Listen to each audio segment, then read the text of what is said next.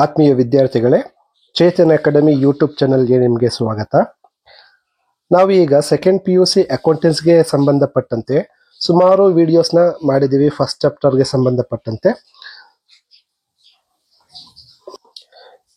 ಈ ವಿಡಿಯೋದಲ್ಲಿ interest on drawing product ಮೆಥಡ್ಗೆ ಸಂಬಂಧಪಟ್ಟಂತೆ when drawings are made at the end of each quarter ಈ ಒಂದು ಕಾನ್ಸೆಪ್ಟ್ ನ ಎಕ್ಸ್ಪ್ಲೇನ್ ಮಾಡ್ತೀನಿ. ನಿಮಗೆ ಈ ಕಾನ್ಸೆಪ್ಟ್ ಸುಲಭವಾಗಿ ಅರ್ಥ ಮಾಡ್ಕೋಬೇಕಾದ್ರೆ ಹಿಂದಿನ ವಿಡಿಯೋಗಳನ್ನು ಸಹ ನೀವು ನೋಡ್ಬೇಕಾಗತ್ತೆ. ಯಾಕಂದ್ರೆ ಒಂದು ವಿಡಿಯೋಗೆ ಹಿಂದಿನ ವಿಡಿಯೋದ ಲಿಂಕ್ ಇರುತ್ತೆ, ಹಾಗಾಗಿ ಯಾವ ವಿಡಿಯೋನು ಮಿಸ್ ಮಾಡಬೇಡಿ. ನೀವು ನಮ್ಮ ಎಲ್ಲ ವಿಡಿಯೋಗಳನ್ನ ನೋಡಿದ್ರೆ ಸುಲಭವಾಗಿ 100ಕ್ಕೆ 100 ಅಂಕಗಳನ್ನ ಸ್ಕೋರ್ ಮಾಡ್ಬೋದು, ಮತ್ತೆ 100% ನಾಲೆಜ್ ಅನ್ನ ಗೇನ್ ಮಾಡ್ಬೋದು. ಬನ್ನಿ ಈಗ ಪ್ರಾಬ್ಲಮ್ ನೋಡೋಣ. A and B are partners in a firm sharing profits and losses in the ratio of 3:2. A withdrew rupees 4,000 at the end of each quarter. Calculate interest on drawings at 10% per annum for the year ending 31st/3/2025 under product method. ಇಲ್ಲಿ ಇಬ್ರು partners ಇದ್ದಾರೆ, A ಮತ್ತೆ B ಅಂತ. ಇಬ್ರು ಕೂಡ profit ಮತ್ತೆ losses ನ 3:2 ರೇಷಿಯೋನಲ್ಲಿ share ಮಾಡ್ತಾರೆ. ಈ ಇನ್ಫಾರ್ಮೇಶನ್ ನಮಗೆ ಇಂಟ್ರೆಸ್ಟ್ ಆನ್ ಡ್ರಾಯಿಂಗ್ಸ್ ಕ್ಯಾಲ್ಕುಲೇಟ್ ಮಾಡೋದಕ್ಕೆ ಬೇಕಾಗಿಲ್ಲ. A withdrew rupees 4,000 at the end of each quarter. A ಏನ್ ಮಾಡಿದ್ದಾನೆ, 4,000 ರೂಪಾಯಿಯನ್ನ ಪ್ರತಿ ಕ್ವಾರ್ಟರ್ ನ ಎಂಡ್ ಅಲ್ಲಿ ಡ್ರಾ ಮಾಡಿದ್ದಾನೆ.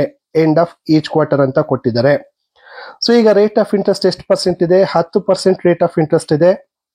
ನಾವು ಏನನ್ನ ಕ್ಯಾಲ್ಕುಲೇಟ್ ಮಾಡಬೇಕು? ಇಂಟ್ರೆಸ್ಟ್ ಆನ್ ಡ್ರಾಯಿಂಗ್ಸ್ ಅನ್ನ ಕ್ಯಾಲ್ಕುಲೇಟ್ ಮಾಡಬೇಕು. ಯಾವ ಮೆಥಡ್ ಅಲ್ಲಿ ಕೇಳಿದರೆ? ಪ್ರಾಡಕ್ಟ್ ಮೆಥಡ್ ಅಲ್ಲಿ ಕೇಳಿದರೆ. ಈ ಒಂದು ಪ್ರಾಬ್ಲಮ್ ನಿಮ್ಗೆ 6 ಮಾರ್ಕ್ಸ್ಗೆ ಕೇಳುವ ಸಾಧ್ಯತೆ ಇದೆ. ಬನ್ನಿ ನೋಡೋಣ ಹೇಗೆ ಈ ಒಂದು ಪ್ರಾಬ್ಲಮ್ ನ ಸಾಲ್ವ್ ಮಾಡೋದು ಅಂತ. ಇಲ್ಲಿ ಸುಮಾರು ಸ್ಟೂಡೆಂಟ್ಸ್ ಏನ್ ಕನ್ಫ್ಯೂಸ್ ಮಾಡ್ಕೋತಾರೆ ಅಂದ್ರೆ, ಡ್ರಾಯಿಂಗ್ಸ್ ಡೇಟ್ ನ ಐಡೆಂಟಿಫೈ ಮಾಡೋದಕ್ಕೆ ಕನ್ಫ್ಯೂಸ್ ಮಾಡ್ಕೋತಾರೆ. ಸೊ ಇಲ್ಲಿ ನೀವು ಡ್ರಾಯಿಂಗ್ ಡೇಟ್ ನ ಐಡೆಂಟಿಫೈ ಮಾಡ್ಬೇಕಾದ್ರೆ ನಿಮ್ಗೆ ಕ್ವಾರ್ಟರ್ ಅಂದ್ರೆ ಏನು ಅಂತ ಗೊತ್ತಿರಬೇಕು, ಕ್ವಾರ್ಟರ್ಲಿ ಅಂದ್ರೆ ಏನು ಅಂತ ಗೊತ್ತಿರಬೇಕು, ಒಂದು ವರ್ಷಕ್ಕೆ ಎಷ್ಟು ಕ್ವಾರ್ಟರ್ಸ್ ಇರುತ್ತೆ ಅಂತ ಗೊತ್ತಿರಬೇಕು, ಮೊದಲನೇ ಕ್ವಾರ್ಟರ್ ಅಲ್ಲಿ ಯಾವ್ಯಾವ ತಿಂಗಳು ಬರುತ್ತೆ ಅಂತ. ಸೊ ಈ ಎಲ್ಲ ಇನ್ಫಾರ್ಮೇಶನ್ ಗೊತ್ತಿರಬೇಕಾಗತ್ತೆ. ಆಲ್ರೆಡಿ ಇದೇ ತರದ ಕಾನ್ಸೆಪ್ಟ್ ಲಾಸ್ಟ್ ವಿಡಿಯೋದಲ್ಲೂ ಕೂಡ ಇದೆ, ಅದನ್ನು ಕೂಡ ನೋಡಿ. ಈಗ ಅಕೌಂಟಿಂಗ್ ಪೀರಿಯಡ್ ಯಾವಾಗ ಸ್ಟಾರ್ಟ್ ಆಗುತ್ತೆ ಅಂದ್ರೆ ಏಪ್ರಿಲ್ ಅಲ್ಲಿ ಸ್ಟಾರ್ಟ್ ಆಗುತ್ತೆ, ಮಾರ್ಚ್ ಅಲ್ಲಿ ಎಂಡ್ ಆಗುತ್ತೆ. ಒಂದು ಕ್ವಾರ್ಟರ್ಗೆ 3 ತಿಂಗಳಿರುತ್ತೆ. ಮೊದಲ 3 ತಿಂಗಳನ್ನ ನಾವೇನಂತ ಕರಿತೀವಿ? ಫಸ್ಟ್ ಕ್ವಾರ್ಟರ್ ಅಂತ ಕರಿತೀವಿ. ನಂತರದ 3 ತಿಂಗಳು ಸೆಕೆಂಡ್ ಕ್ವಾರ್ಟರ್, ಆಮೇಲೆ 3 ತಿಂಗಳನ್ನ ಥರ್ಡ್ ಕ್ವಾರ್ಟರ್ ಅಂತ ಕರಿತೀವಿ. ನೆಕ್ಸ್ಟ್ ಲಾಸ್ಟ್ 3 ಮಂತ್ಸ್ ನ ಫೋರ್ತ್ ಕ್ವಾರ್ಟರ್ ಅಂತ ಕರಿತೀವಿ. ಅಂದ್ರೆ ಒಂದು ವರ್ಷಕ್ಕೆ 4 ಕ್ವಾರ್ಟರ್ಗಳಿರುತ್ತೆ. ಇದು ನಿಮ್ಗೆ ಗೊತ್ತಿರಬೇಕು. ಮೊದಲನೇ ಕ್ವಾರ್ಟರ್ ಯಾವಾಗ ಬರುತ್ತೆ? ಏಪ್ರಿಲ್, ಮೇ, ಜೂನ್ ನ ಫಸ್ಟ್ ಕ್ವಾರ್ಟರ್ ಅಂತ ಕರಿತೀವಿ. Next July, August, September second quarter, October, November, December third quarter ಆಗಿರುತ್ತೆ.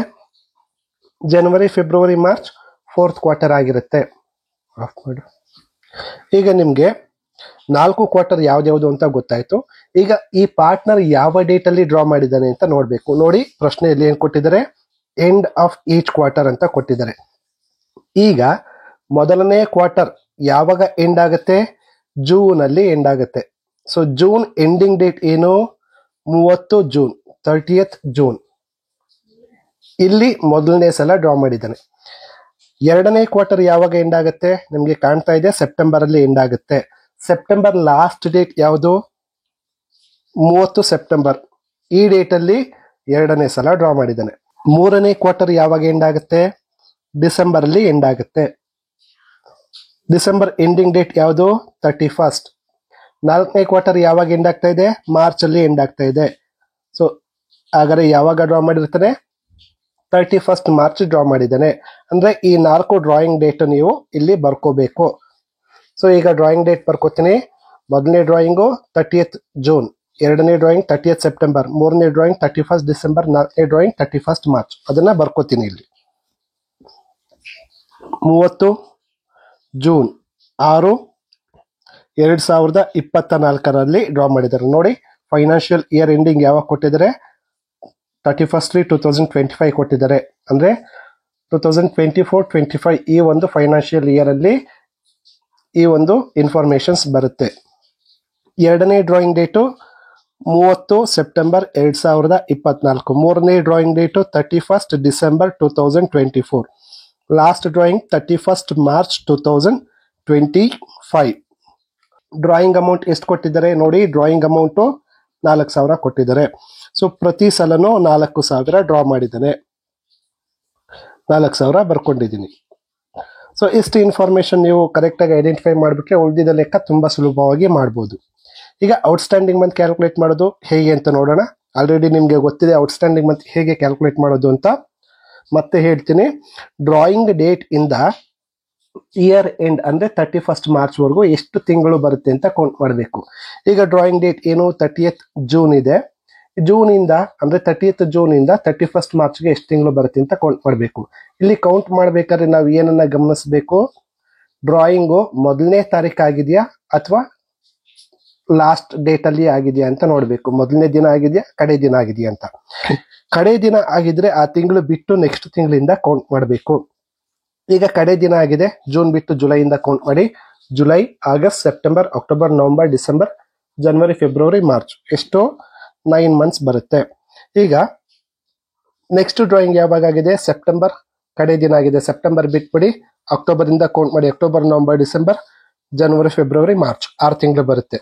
ನೆಕ್ಸ್ಟ್ ಇಲ್ಲಿ 31st ಡಿಸೆಂಬರ್ ಆಗಿದೆ. ಡಿಸೆಂಬರ್ ಬಿಡಿ, ಜನವರಿ, ಫೆಬ್ರವರಿ, ಮಾರ್ಚ್, 3 ತಿಂಗಳು ಬರುತ್ತೆ. 31st ಮಾರ್ಚ್ ಇಂದ 31st ಮಾರ್ಚ್ 2025 ಇಲ್ಲಿಗೆ 0 ಮಂತ್ಸ್ ಬರುತ್ತೆ. 0 ಮಂತ್ಸ್ ತಗೋಬೇಕು. ಈಗ ಪ್ರಾಡಕ್ಟ್ ಕ್ಯಾಲ್ಕುಲೇಟ್ ಮಾಡಬೇಕು. ಪ್ರಾಡಕ್ಟ್ ಹೇಗೆ ಕ್ಯಾಲ್ಕುಲೇಟ್ ಮಾಡೋದು, ಔಟ್ಸ್ಟ್ಯಾಂಡಿಂಗ್ ಮಂತ್ ಇಂಟು ಡ್ರಾಯಿಂಗ್, ಇದೆರಡನ್ನು ಮಲ್ಟಿಪ್ಲೈ ಮಾಡಬೇಕು. 4,000 ಇಂಟು 9, 36,000. 6 4 24, 24,000. 4 3 12, 12,000. 4,000 ಇಂಟು 0, 0. ಸೊ ಈಗ ನಾವು ಪ್ರಾಡಕ್ಟ್ ಟೋಟಲ್ ಅನ್ನ ಕ್ಯಾಲ್ಕುಲೇಟ್ ಮಾಡಬೇಕು. Total product 36,000 plus 24,000, 60,000. 60,000 plus 12,000, 72,000. Total product ಎಷ್ಟು ಬರುತ್ತೆ, 72,000 ಬರುತ್ತೆ. ಈಗ ಇಂಟ್ರೆಸ್ಟ್ ಆನ್ ಡ್ರಾಯಿಂಗ್ಸ್ ಕ್ಯಾಲ್ಕುಲೇಟ್ ಮಾಡೋದಕ್ಕೆ ಒಂದು ಸಣ್ಣ ಫಾರ್ಮುಲಾ ಇದೆ. ಫಾರ್ಮುಲಾ ಯಾವುದೇ ಕಾರಣಕ್ಕೂ ಮಿಸ್ ಮಾಡಬೇಡಿ, 1 ಮಾರ್ಕ್ಸ್ ಇರುತ್ತೆ. ಸೊ ಫಾರ್ಮುಲಾ ಏನು ಅಂದ್ರೆ, interest on drawings is equal to total product into rate into 1/12. ಇಲ್ಲಿ ಟೋಟಲ್ ಪ್ರಾಡಕ್ಟ್ ಇಲ್ಲಿ ಕೊಟ್ಟಿದ್ದಾರೆ, ಅದು ನಾವು ಕ್ಯಾಲ್ಕುಲೇಟ್ ಮಾಡಿದ್ದೀವಿ 72,000. ರೇಟ್ ಆಫ್ ಇಂಟ್ರೆಸ್ಟ್, ಸೊ ಇಲ್ಲಿ ಪ್ರಾಬ್ಲಮ್ ಅಲ್ಲಿ ರೇಟ್ ಆಫ್ ಇಂಟ್ರೆಸ್ಟ್ ಕೊಟ್ಟಿರ್ತಾರೆ ನೋಡಿ, 10% ಪ್ರಾಬ್ಲಮ್ ಅಲ್ಲಿ ಕೊಟ್ಟಿದ್ದಾರೆ. ಹಾಗಾಗಿ ರೇಟ್ ಆಫ್ ಇಂಟ್ರೆಸ್ಟ್ ಎಷ್ಟು ಬರಬೇಕು, 10% ಬರಬೇಕು. 10 divided by 100 into 1 divided by 12. So ಈಗ ಇದನ್ನ ಸಿಂಪ್ಲಿಫೈ ಮಾಡಿ. ಸಿಂಪ್ಲಿಫೈ ಮಾಡ್ಬೇಕಾದ್ರೆ ಕ್ಯಾಲ್ಕುಲೇಟರ್ ತಗೊಂಡು ಇಲ್ಲಿ ಹೇಗೆ ಬರೆದಿದ್ದೀನೋ ಹಾಗೆ ಟೈಪ್ ಮಾಡಿ, ನಿಮ್ಗೆ ಆನ್ಸರ್ ಬರುತ್ತೆ. ಇಲ್ಲಿ ನೋಡಿ, ಸಿಂಪ್ಲಿಫೈ ಮಾಡೋದನ್ನು ಕೂಡ ಹೇಳ್ಕೊಡ್ತೀನಿ.